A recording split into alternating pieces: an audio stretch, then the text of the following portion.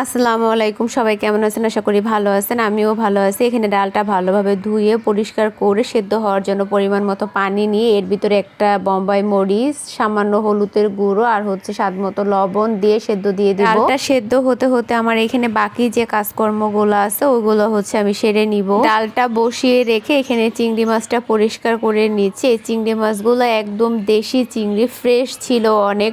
প্রত্যেকটা ডিমের ভিতরেই ডিম ছিল। আপনাদের ভাই এই চিংড়িটা অনেক পছন্দ করে। চিংড়ি মাছগুলো দেখার পর থেকে আমাকে বলতেছিল এই মাছগুলো পেঁয়াজ দিয়ে ভুনা করে দিবা, কিন্তু আমি তো ডাটা নিয়ে আসছি চিংড়ি মাছ দিয়ে রান্না করার জন্য, তাহলে ডাটাগুলো দেখা যায় আর কোনো কিছু দিয়ে খাওয়া হবে না, পরবর্তীতে ফেলে দেওয়া লাগবে। এই জন্য আর কি চিংড়ি মাছ দিয়ে আমি ডাটাটা রান্না করব। অন্য একদিন এই মাছ এনে ওকে আর কি ভুনা করে দেবো পেঁয়াজ দিয়ে। চিংড়ি মাছগুলো পরিষ্কার করতে করতে এখানে আমার ডালটা একদম অনেক সুন্দরভাবে ফুটে গেছে। এখন এটা আমি ডাল ঘুটনি দিয়ে ঘুটে নেব। এরপরে অল্প একটু পানি দিয়ে আমি শাক দিয়ে দিব। এই ডালটা আমি রান্না করব পাট শাক দিয়ে, এই জন্যই সেদ্ধ করার সময় একটা বোম্বাই মরিচ দিছি। বোম্বাই মরিচটা দিলে না ডালটা খেতেও ভালো লাগে, গ্রানটা অনেক সুন্দর আসে। ডালগুলো এত সুন্দরভাবে সেদ্ধ হয়েছে, ঘোটার সাথে সাথে একদম গলে গেছে আর শাকের সাথে একদম মিশে যাবে। আমার কাছে পাট শাকটা এরকম মসুরির ডাল দিয়ে খেতেও ভালো লাগে, আর রান্না করার পরে যদি দেয়া হয় বাগার তাহলে তো আরো ভালো লাগে। অনেকে দেখা যায় খেসারির ডাল দিয়ে কাঁচা বাগার দিয়ে রান্না করে, ওইটা আমার কাছে একটু কাঁচা কাঁচা গন্ধ আসে। এই জন্য আমি যখনই রান্না করি না কেন আগে ডালটা সেদ্ধ করে কিছুক্ষণ রান্না করে তারপরে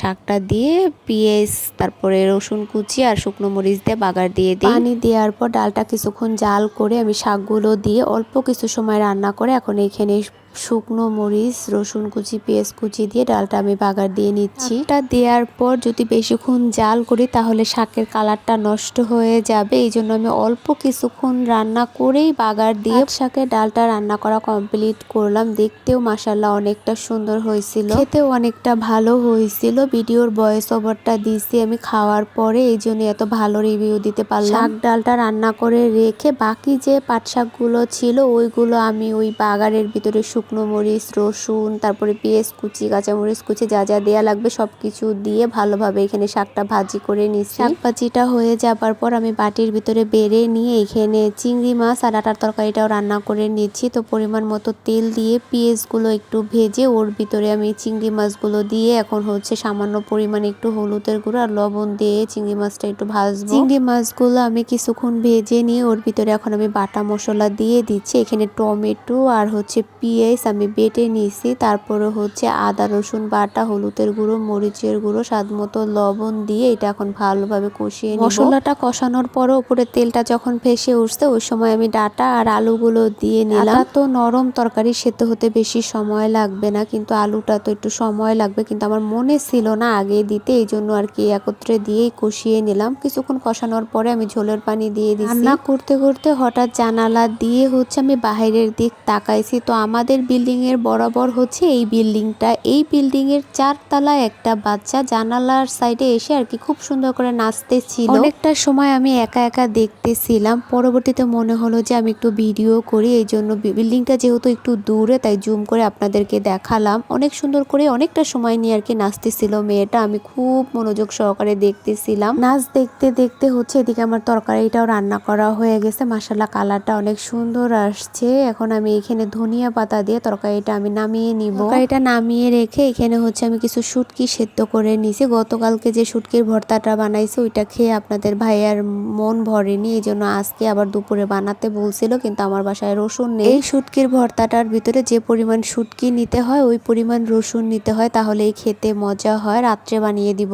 দুপুরে রান্না বাড়া শেষ করে খাওয়া দাওয়া করে এরপর আর কোনো ভিডিও করা হয়নি। এটা সন্ধ্যার পরে বাসার চাউল শেষ হয়ে গেছিল, এই জন্য 1 বস্তা চাউল কিনে নিয়ে আসলাম। চাউলগুলো ড্রামের ভিতরে ঢেলে রেখে এখানে দুপুরে যে তরকারিগুলো রান্না করছিলাম খাওয়ার পরে আর গরম করা হয়নি, এখন একটু গরম করে নিচ্ছি। ভর্তা বানানোর জন্য দুপুরবেলা যে শুটকিটা আমি সেদ্ধ করছিলাম ওইটা শিলপাটায় শেষে একবারে ঝুড়ো ঝুড়ো করে নিচ্ছি। শুটকি ভর্তা বানাতে লাগবে রসুন কুচি, রসুনটাও আমি এখানে একদম ঝুরি ঝুরি করে কেটে নিচ্ছি। এখানে আমি পেঁয়াজ আর ধনিয়া পাতাটা কুচি কুচি করে কেটে নিয়েছি, আস্ত কিছু শুকনো মরিচ নিয়ে নিছি। এগুলো হচ্ছে শুটকিটা যখন তেলে ভাজবো ওই সময় হচ্ছে মরিচগুলো আমি ভেজে নিব। তরকারিগুলো গরম করে নিয়ে আমি এখানে পাট শাকের ডালটাও গরম করে নিচ্ছি। এখন যে পরিমাণে গরম পড়ছে, দুপুরে রান্না করলে ওই তরকারিটা রাত্রের খাবার খেতে খেতে এর ভিতরে যদি গরম না করা হয় তাহলে তরকারিটা নষ্ট হয়ে যায়। তাছাড়া আমাদের বাসায় রাতের খাবারটা অনেক দেরি করে খাওয়া হয়। এরপরে হচ্ছে এখানে আমি ডালটা গরম করে রেখে এখন রসুন আর শুটকিটা ভেজে নিচ্ছি। এই শুটকি ভর্তাটা এতটা মজা হওয়ার কারণই হচ্ছে